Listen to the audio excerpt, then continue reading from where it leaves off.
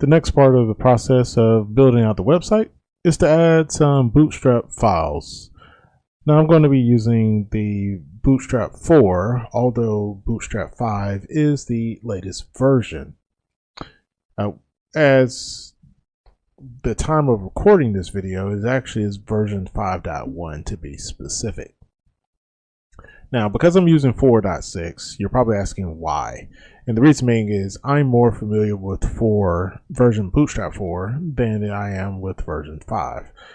Majority of the classes, I believe, have remained the same from version 4 to version 5. However, I don't know 5 that well, so I'm not going to try to learn it this quickly. I may learn it on my own at some point and will take you along with that journey, but right now is not the time because the customer wants this website out and done fairly quickly. Now, in looking at the similar websites that relate to hair, I just went to my search engine, typed in hair website, and looked at how those layouts are set up. And so typically there's some sort of jumbotron, as you see up here at the top. And then you have the listing of these cards down here, more cards, another set of cards. These are just standalone images, another banner, footer, and other information. Then we come over to this other site, have your navigation, a jumbotron, or even this at the top on this site is actually a carousel. On this site, I would say that's a jumbotron. And then you have your listing of products. They're not set up in a similar manner, but they could be done as cards. You have other things, have more shop now type stuff, some more information, and then the footer.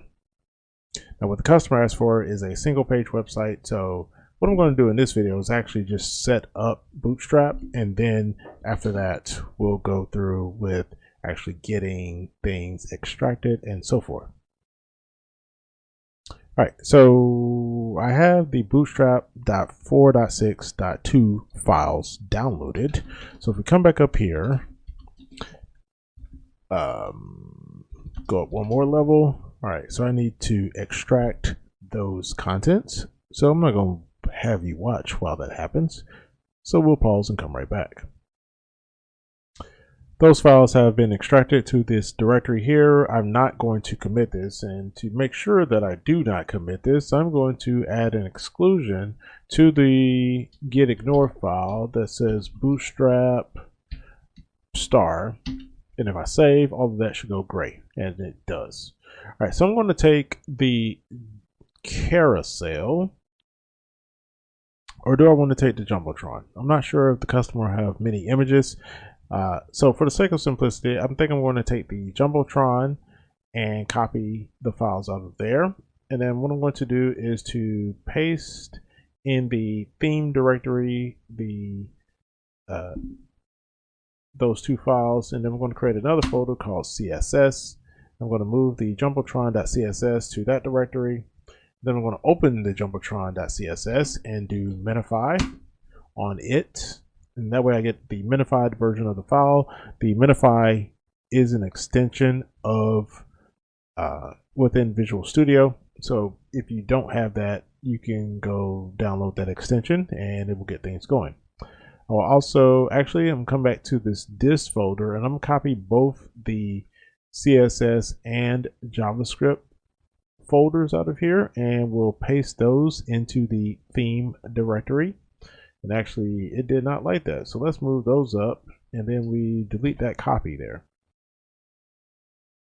All right, and so both of the Bootstrap files are minified, so we are good to go there. So then if I come over to the template, which is index.html, there's a lot of stuff to clean up here, but the primary focus of this video is to actually just set up the Bootstrap here. So I'm not going to go through actually tweaking everything. What I am going to do first though is use the built-in functionality to format this document because, well, let's just face it, unorganized files is, well, a bad thing. I'm also going to correct the layout here, so that should be /CSS. I'm going to remove the let's just leave that blank for now. Remove the canonical. That style that is listed here, actually type, text, CSS, this will be moved in line, but as it currently stands right now, I'm going to leave it there. And then also for the Jumbotron, we'll do /CSS/Jumbotron.min.css as the style sheet. Let's see, what else do we have here? So we have everything else here, and the comments and so forth, they will get removed at some point, but not right now necessarily. We'll clean up we'll actually leave that white space there. The jQuery and so forth is there. We're also going to correct this directory as well. So Bootstrap bundle min.js, got that there. And I believe that is everything. What I'm going to do is also to create another Bootstrap file. So we'll call a new file and we'll do styling, just call it style.css. And I'm going to take this out of here and put it into here, minify as well, and then change this out, link href css style.css, relation is style sheet, do format one more time, save, and then we should be good here, and that is there. So also format this document too, and then minify it. Then I already did the Jumbotron, so we shouldn't have any issues. And I think, to be honest with you, I may actually take this Jumbotron contents, move those over here, put that there, and then format, minify, save, and then we can get rid of the Jumbotron, and that will be one less file that has to be loaded, because of the fact you want to ideally minimize the number of files that your website loads, so that you get a better SEO performance score, because a site that loads faster actually gets a better ranking when it comes to search engine optimization. All right, that being said, this should run now. So if I come down here and do cd to the website directory mkdocs-serve, that will start up. And then if I click this here, all right, there we go, and it is still using the old theme. All right, so what I need to do is to change and create the theme aspect here, custom, I believe it's dir, and then that would be theme. And then name is null. I believe that's how that should work. Nope, template not found. Okay, let's try that again. All right, so come back down here, and that will be another thing I need to do, is to create a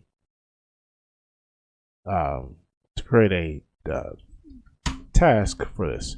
So name is empty string.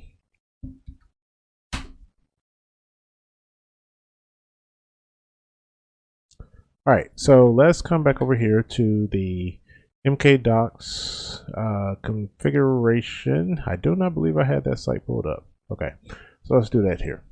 mkdocs.org, because the last thing we need to do is to get custom themes going. And the docs, so name is null, and then custom dir. I think I typed that, but let's double check. All right, so yeah, name is null, custom theme, so it needs to be inside of quotes. So we'll do theme as the name of that. And if we come down here, do mkdocs-serve. All right, so no template found. All right, so we need to rename this to main.html. And while I'm at it, let's go ahead and do, that's not what I want to do, run task. First, I need to configure a task. So I'll do that and create the task JSON, and I want to do others.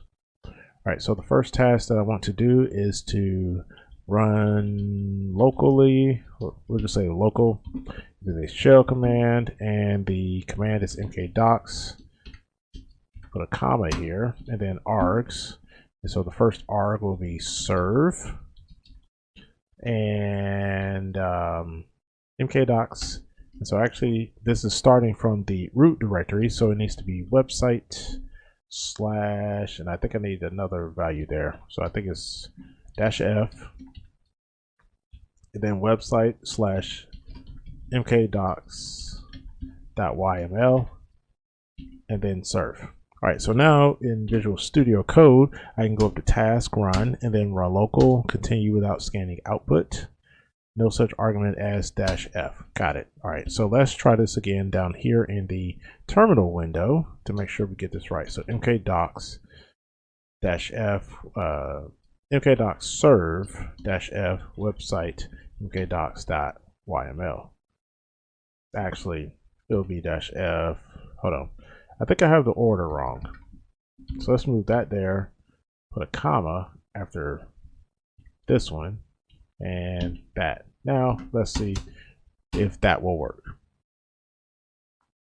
There we go. All right, so we just had the wrong order on those things. So if we come here, we now have our Jumbotron template. So now we can customize it to include the configuration values for like the site name and various other things. And then we can also, because this is going to be a single page website, can come in and copy the various examples. So let's say you want to use the Jumbotron as is here, but then you want to list several items, kind of like the album or maybe even the pricing. Take these pricing items here and use those. I believe those are set up as cards. So combination of the styles can be mixed and matched together, and then you get your single page website. That being said, though, that will wrap things up for this video. If you have any comments or questions about what you have seen here, please leave those down below in the comment section. As always, please be sure to subscribe and follow. Give me a thumbs up if you like this content. Thank you for watching. See you next time.